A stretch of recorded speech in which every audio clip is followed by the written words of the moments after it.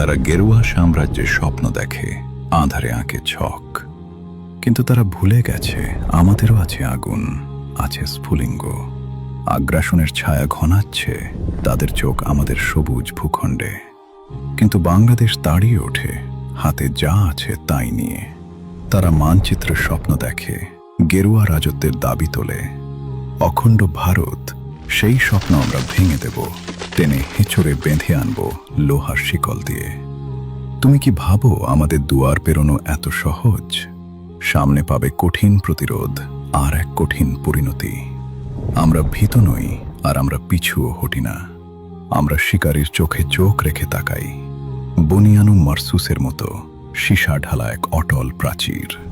এক দেহ, এক আত্মা, যেখানে শত্রু ক্ষয় হয়ে যায়।